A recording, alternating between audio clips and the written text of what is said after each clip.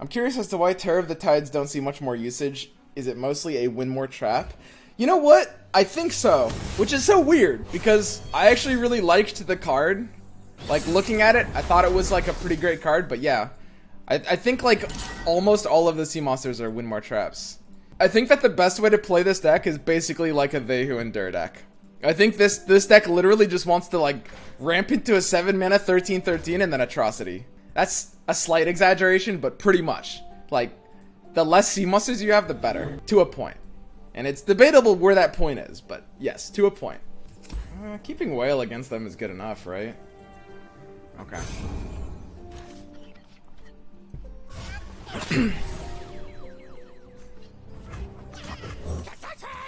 Trash.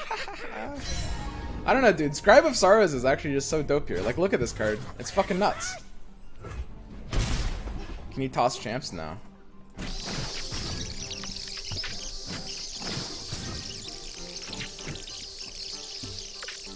Yeah, I mean, I don't care which one of these Scribe of Sorrows is getting back. In a slower game, I guess I'd prefer it to be Wanderer, if anything, but yeah, I'm fine either way.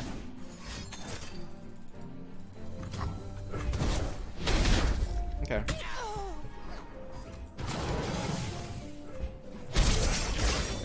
15 is nice and early here. I dig it. I mean, I'll just keep tossing. It should be kind of hard for his deck to beat this. Like, he doesn't have enough removal. The one thing is, I do need to make sure I'm not milling myself. And if I cut down too much on sea monsters, I definitely will maybe sometimes start milling myself. That could be kind of bad. Like, last game we were like, not that close, but it was definitely a little close. It was closer than I would generally like it to be. So he can't play Brood Awakening here, which feels good. Got another Drag Dredgers. Yeah, and buys the Scare card, but I think that's fine. I guess I'd rather Salvage than Dredgers here. Keeping mana up after this might be better. We're just looking for basically a big boy. All we need is like 1 or 2 big boys. We don't need many big boys. Just a very small amount of big boys. 3 away from deep. See, like we have Devourer on 6. Deep Devourer on 6. That's kind of like, it's a little hard to do without Scribe. Not super hard, but it's a little hard. Scribe is just, it makes these things so much easier. I don't need a plan. Eat this. It's at 4. So, I mean, if he does like a Grasp or something, this gets canceled. I don't know. Could I pass here? Is this a troll pass? It's pretty easy for him to cancel it, but I don't know. It's also very stupid for me to pass here. It's like, this pass is only good if he fucks up, basically. Pretty much.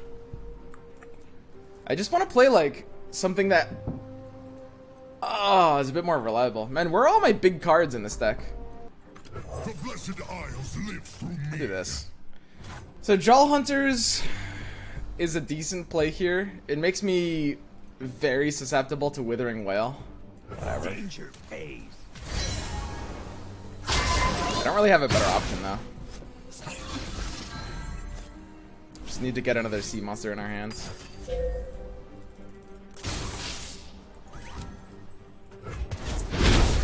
So what are we at? 11 cards left in deck? Yeah, I mean, if we don't draw Nautilus, this game actually could go a little awkward. Okay, I'm totally fine with that. That's gonna work for me.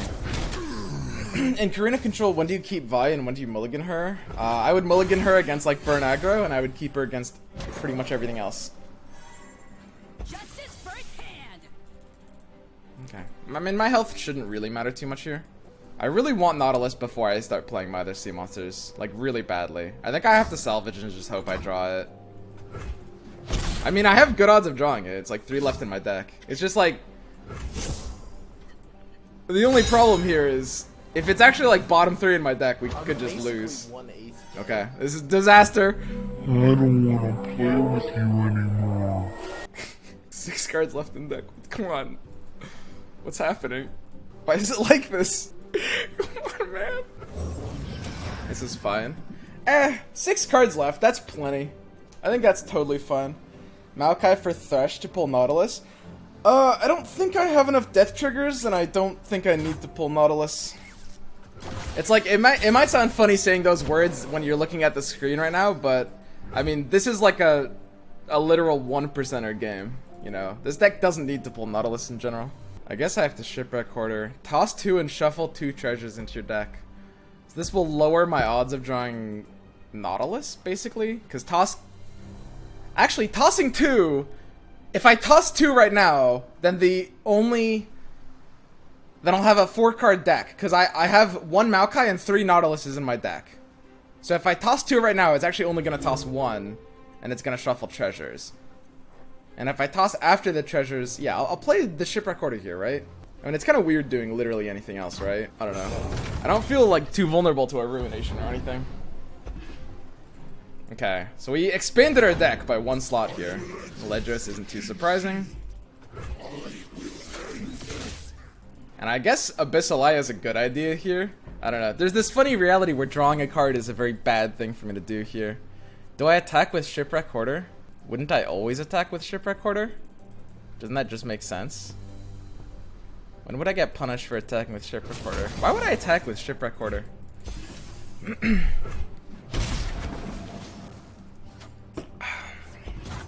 And then there's the weird reality where we would need to Vile Feast now for mana efficiency. Vile Feast takes us to 12 mana next turn instead of 13. 12 gives us what? I mean, 13 doesn't give us much either. The 1/1 blocker doesn't really do anything. There's too many things I would need. Like, it's so possible I might need that 13 though. There you are. Coming at ya. Okay. Sure. Enforcer. How many atrocities is Karina running these days? Let's do this. Blood and salt. 0. Yeah, I mean, I think most versions are running 0. I like 1. I think it's kind of a mistake to run 0 atrocity in Karina, actually.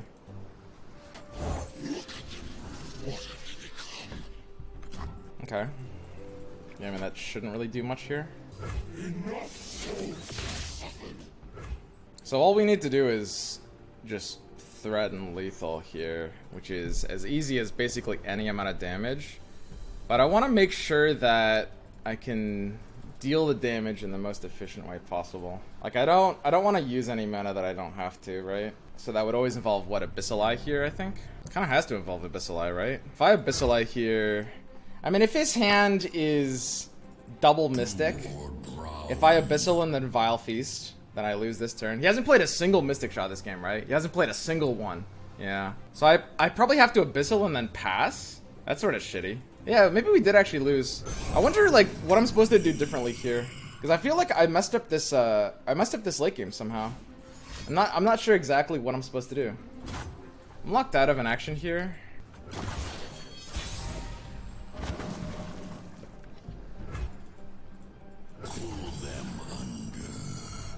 I mean, all our mana needs to go for, basically kill conditions, right?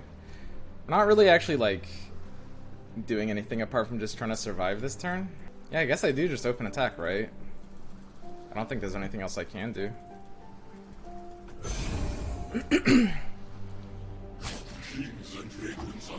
Obliterate the Ledros. Guys, obliterating the Ledros is a really bad play here. Yeah, I mean, I kind of just have to pass, right? Like, he can't really Ledros again for value. Like, so, obliterating the Ledros basically, first of all, it'll never work. He'll always do, like, a Vile Feast to threaten. So, he's doing Magnum Opus. So now we go into Atrocity plus Withering Wail, and we win no matter what, I think.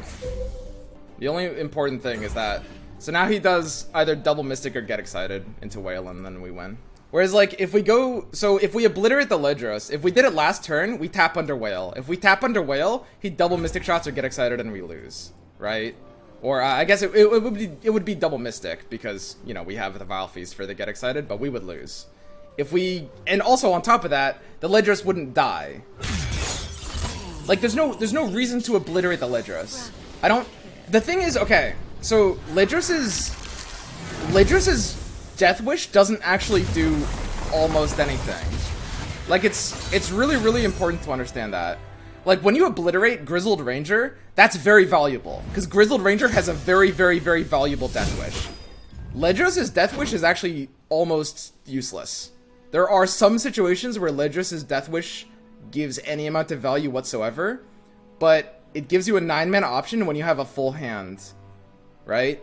So even if I do obliterate the Ledros, and even if it didn't lose me the game by having him kill me on the stack, and even if it worked by him not denying my ability to obliterate it by hitting my unit, which neither of those would have gone through, I also don't even care about him getting Ledros back into his hand, because it just gives him a 9-mana deal 3, right? Or a 9-mana deal 2. It doesn't accomplish anything, right?